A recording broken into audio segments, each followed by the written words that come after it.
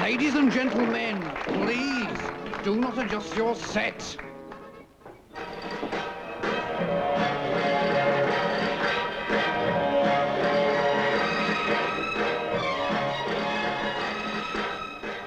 Good evening. Tonight, Do Not Adjust Your Set looks at one of the major problems in Britain today. Craftsmanship.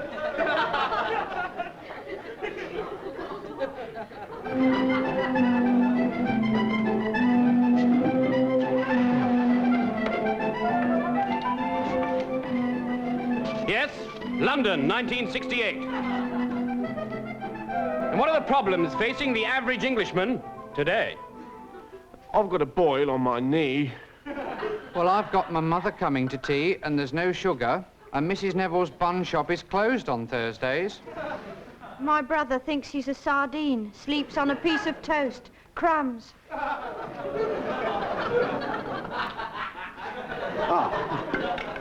Hello again. Flying saucers. Where do they come from? Where are they going to? And how much do they cost? Thank you. Tonight, the Do Not Adjust Your Set team investigates.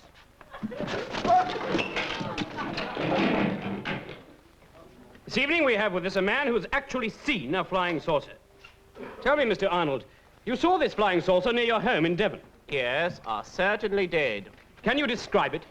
Yes, it was a small silvery object flying some 50 feet above the trees, and it had a small head and a beak and was flapping its wings. Are you sure it wasn't a bird? A what? A bird. Oh, yes, that's what it was. It was a bird. I knew it's a bird. Thank you. Gives you some indication of the mystery that surrounds these objects. But at the basis of all this lies the unanswered problem of, is there life on any other planet? One man who thinks there is Mr. Alpha TK3. Mr. Alpha TK... Mr. Alpha TK3, you think there is life on other planets? Yes, I do. What makes you so certain? I know. I have seen it. If you don't mind my saying so, I find that rather difficult to believe. All those who do not believe will be taken over. I see. Well, obviously, no one can ever be certain. It only remains for me to say to all you that... All those who do not believe will be taken over. It was a seagull. I realise now it was a seagull. I've seen it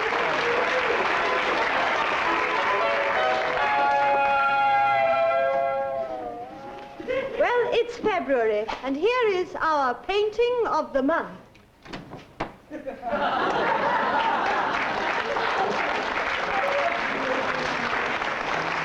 Do we spend too much of our time watching television?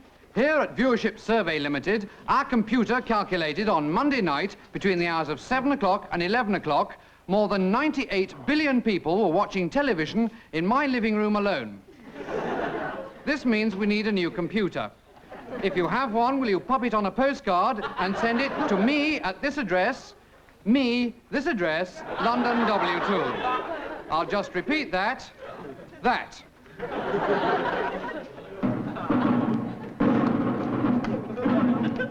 Do not adjust your set. Say, stamp out this kind of behavior in British parks. Well, that's all from us here at Roundup. We won't be back next week or ever again.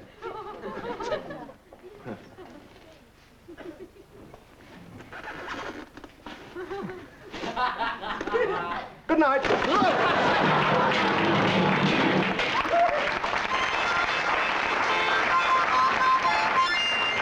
Thank you. Thank you.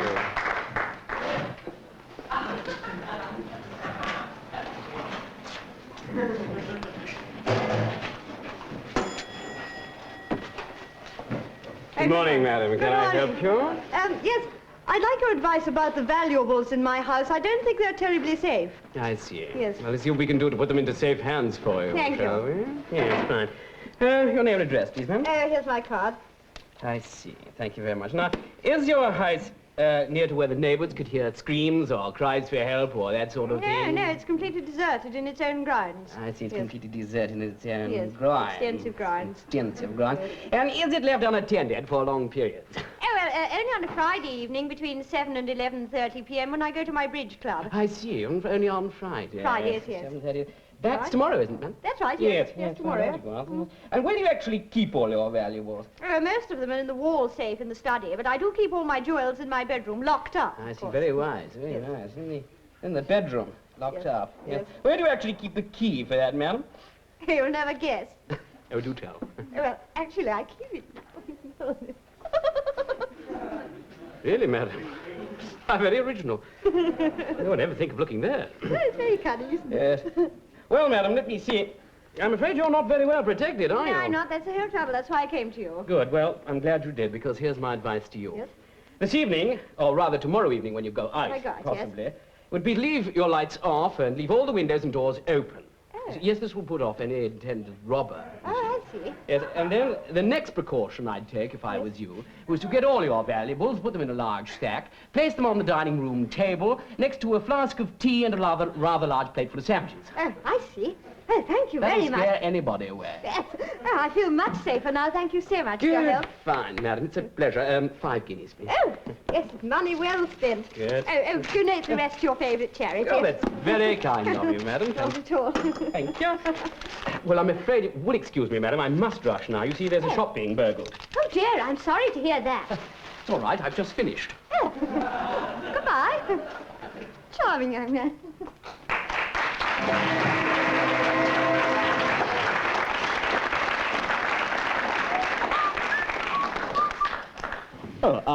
And now, this week's deliberate mistake, the Banzo Dig Doody Bin.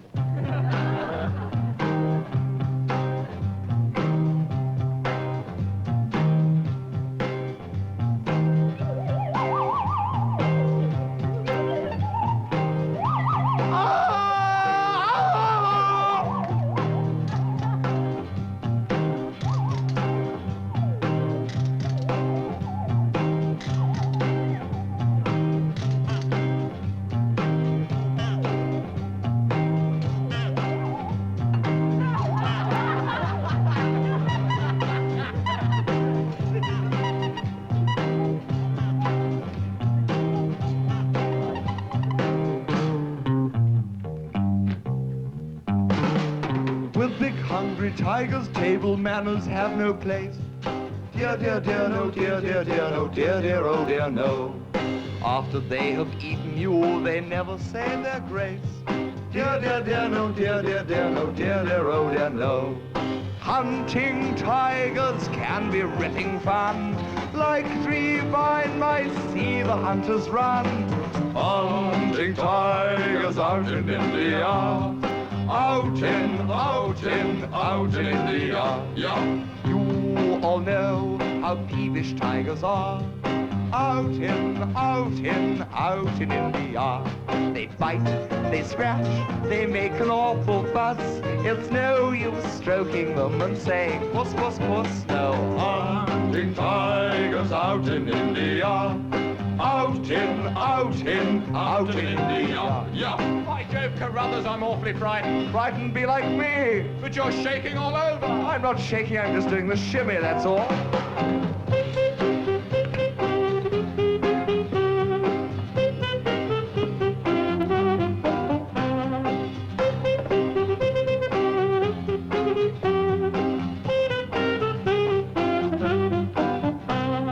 Hunting tigers can be ripping fun.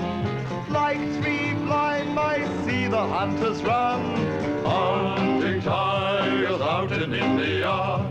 Out in India. Yeah.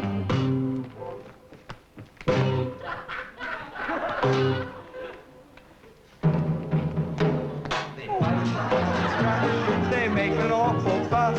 It's no use stroking them and saying puss, puss, puss. No hunting tigers out in India.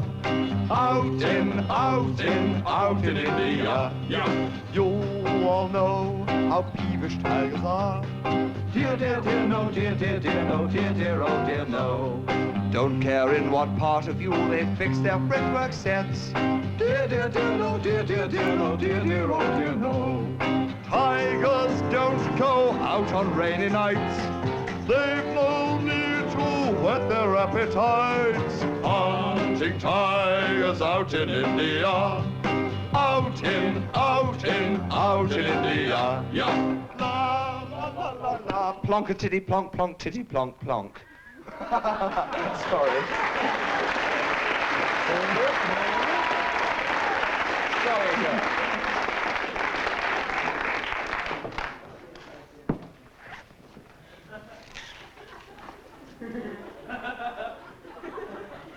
I take as my text today, thou shalt not nick lead off the church roof. Jeremiah 4, verse 13. The other evening, I was having supper with my lovely lady wife in the crypt, when suddenly a large piece of fried bread fell from the ceiling and landed on my plate. Pushing aside the plaster I was eating, I said to my wife, "Stone me, Glad, they're at it again." Mark 12:7, New English Translation. "Get me clerical gun. Remember what happened last time you took a pot shot at someone on the roof?" she shouts. Well, how was I to know it was an angel? Anyway, I dashed outside at the double. Exodus 1:2. There in the darkness, I came across a tall, thin figure clad only in black. "Good evening, Constable," I said. Malachi 6:1. "Thou shalt not steal," he said. Silly fellow. Then off I went. Up the tower, round the cornices, round the leaning buttresses, tiptoe across the roof, taking care not to knock off any gargoyles. But alas, Habakkuk 16:4, the bird had flown, and all I saw was... But if you want to know who did it, come along to Evensong this evening. Revelations 6:15.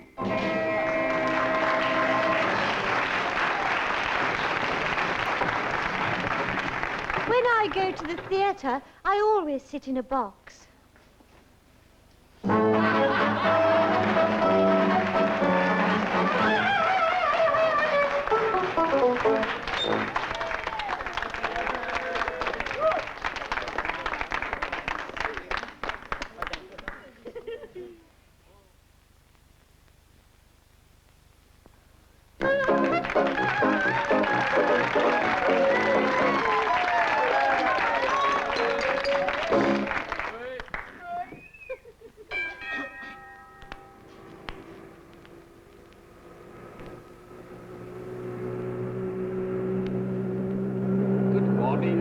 Time for the yard.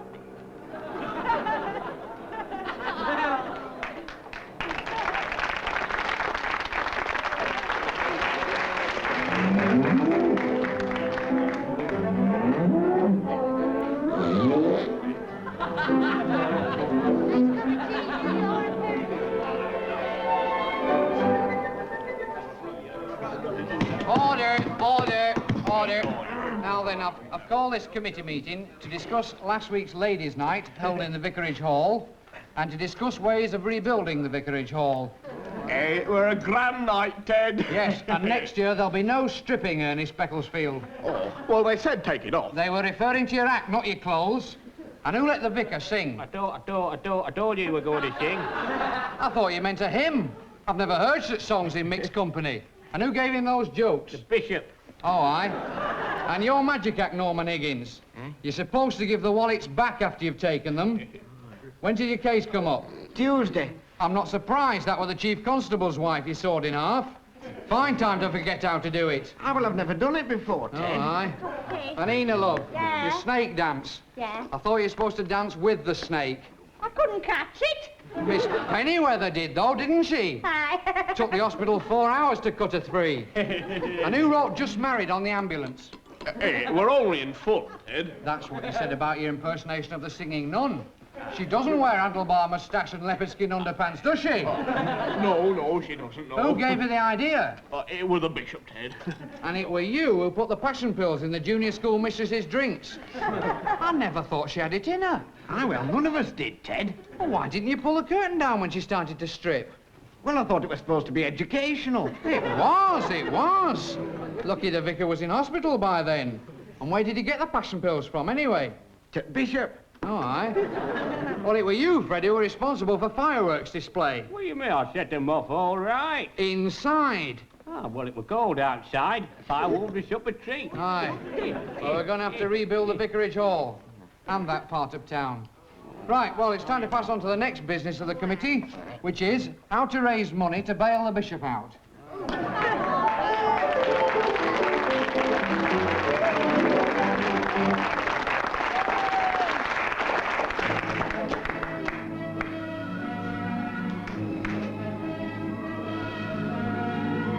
We bring you another exciting adventure in the life of Captain Fantastic. Last week, he lost track of Mrs. Black on Nowhere Station, only to discover that she had left behind her visiting card. This week, he follows her to the address on the visiting card and tracks Mrs. Black to her lair. I think that's enough, Cameron. Yes, you can stop now. Stop. Oh, good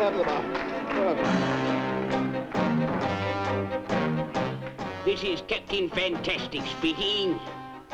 Thanks to my good fortune in finding Mrs. Black's card, I soon traced her to her evil hideout.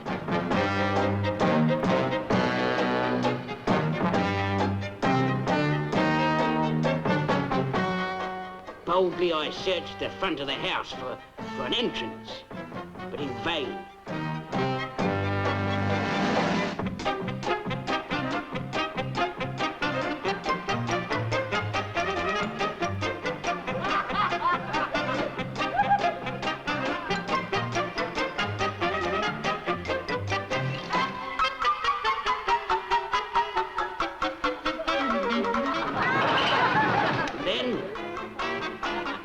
So this was her residence, and she was out. Now this was my chance to gain possession of her horrible handbag and deprive her of her evil power. Where to look first? Was that what she kept under her bed? I thought I was going potty. Suddenly, I heard her approaching.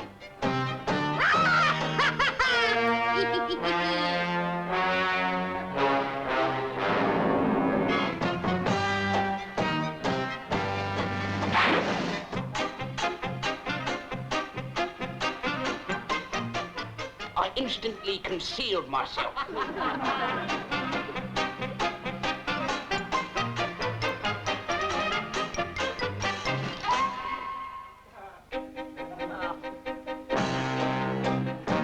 Through the keyhole, I saw her suddenly appear, and she had her handbag with her.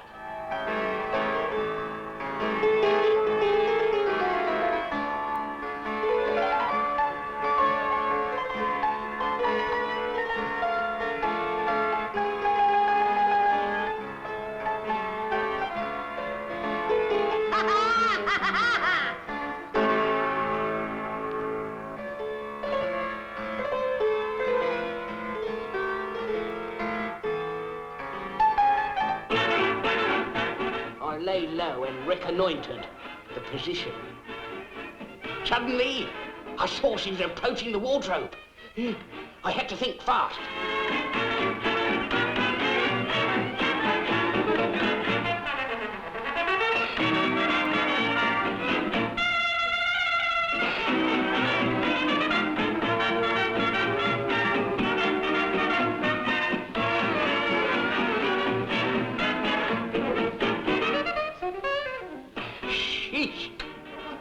That had been a narrow escape. But now I could see the handbag, lying on the bed, unguarded.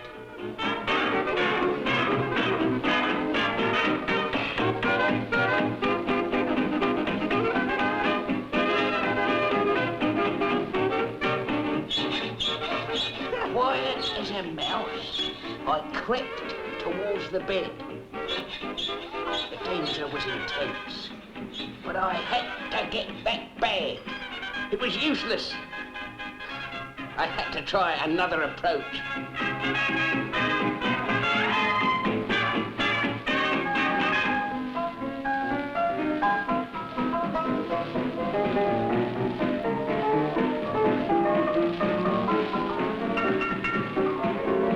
Did it go? And there it was on the other side again. The situation was decidedly tricky. Will Captain Fantastic succeed? Does Mrs. Black know he's there? What is she doing with her horrible handbag? Watch next week's Captain Fantastic.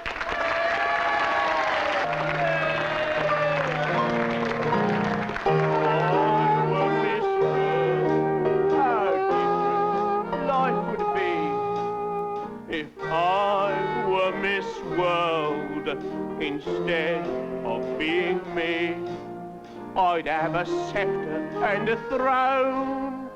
The girls would envy me. I'd dine out at the best hotels with Simon Dean. I'd talk to Miss Jamaica and Miss 1942 and Miss Austro, Croat Borders, and the one-eyed Kate Mandu.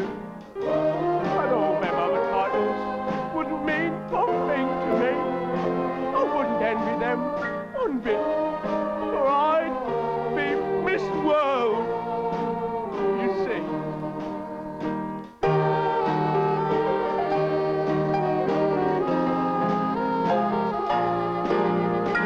I'd be Miss World, beautiful and serene, proud as a peacock and lovely as the queen.